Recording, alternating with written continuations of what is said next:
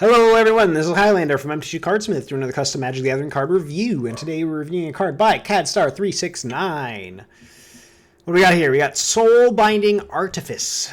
This is a 1 black red sorcery. Alright, let's see what we got going on here. Cleave 5. Exile target creature card from your graveyard. Create a token that's a copy of that card, except it's 2/2. It's a construct artifact in addition to its other types, and it has menace.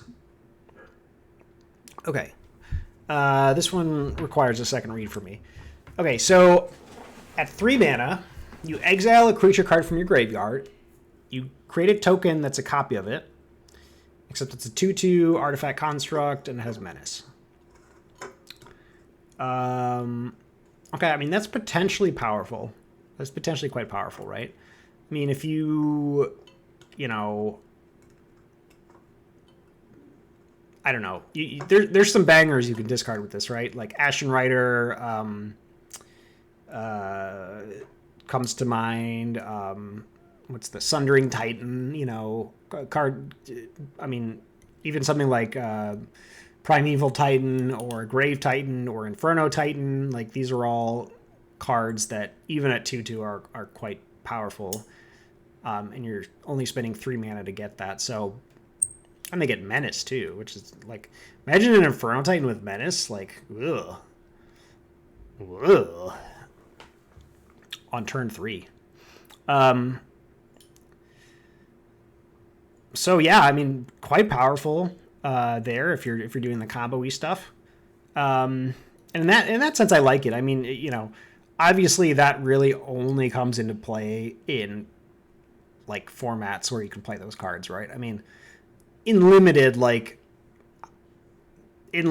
this version of the card actually seems pretty weak, right? Like, unless there's support for like a reanimation style deck, and there's enough creatures in the format that like you want to do this with. But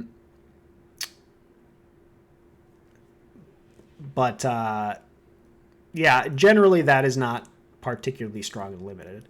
However, let's look at the cleave. So for 5 mana, you get to exile a creature, any creature, and you get a token copy that's a 2/2 with menace. Okay, that is also very, very strong. Reminds me a little bit of why can't I remember the name? Why can't I remember the name? It's the blue-white sorcery that exiles and token copy. There we go, Fractured Identity. Reminds me a little bit of Fractured Identity, right? Now, Fractured Identity is a completely bonkers, busted card in any format that's not Commander. If you've ever played this card in Cube, I don't know if any of you guys out there ever play Cube. I'm a big Cube fan. I actually have a cube, and this card used to be in my cube, and I removed it because this card is complete bonkers. It is just not fair. This card's just not fair, even in a format like Cube. At least in a 1v1 format, right? Because it's like you're like punishing people for playing good cards in their decks. Yeah. So okay. So that being said, this is not as powerful, obviously, as Fractured Identity. First of all, I think Fractured Identity gets any permanent. Yeah, or non-land permanent. This is only creatures. And the copy is only a 2/2. But that being said, this card to me seems a little bit more like a rare. The power level on this card is quite high, especially for an uncommon. I mean, at 5 mana, exiling a creature and getting a 2/2 copy of it, I mean, that's really good. That's top tier removal right there, right?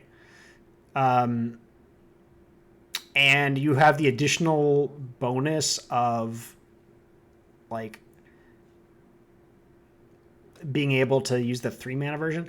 Again, the 3 mana version like varies quite a bit in depending on what format you're playing it in. If you're playing it in some kind of a constructed format, it can be quite good. If you're playing it in a limited format, it's like you're you're almost never using that, and you're saving this for the cleave cost, right? Which is, again, still very strong. So this one seems to me a little bit more like a rare. I think that the power level on this one is sort of high enough to warrant a rarity. But I do overall like the card. I mean, you know, the 5 mana version is always good. The 3 mana version is situationally strong. And situationally, it could be even stronger than the 5 mana version if you're building your deck around it. So yeah, I mean, I like this card. It's pretty cool. It's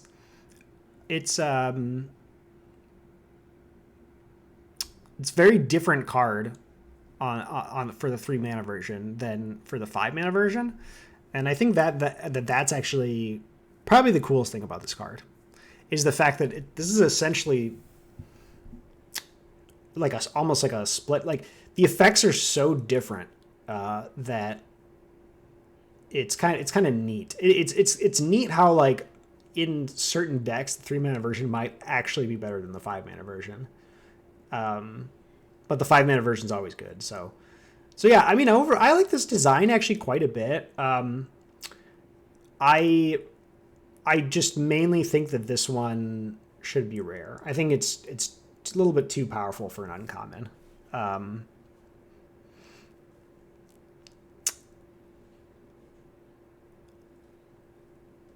trying to think.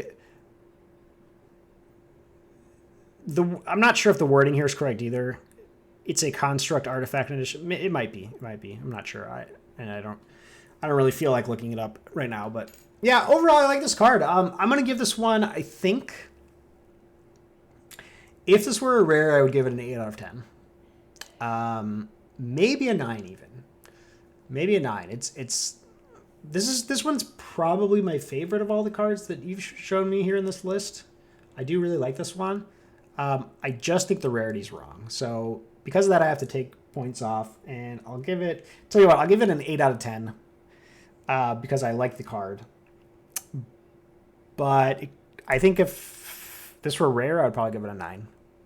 And that's saying something because I don't actually like the cleave mechanic. I think the cleave mechanic is strange, but I think this implementation of it is about as good as you can get with cleave. I mean, the fact that these two different modes are like so different, I think is really cool. So yeah, I like Soulbinding Artifice. I'll give it an 8 out of 10. I'm giving you some charity points there.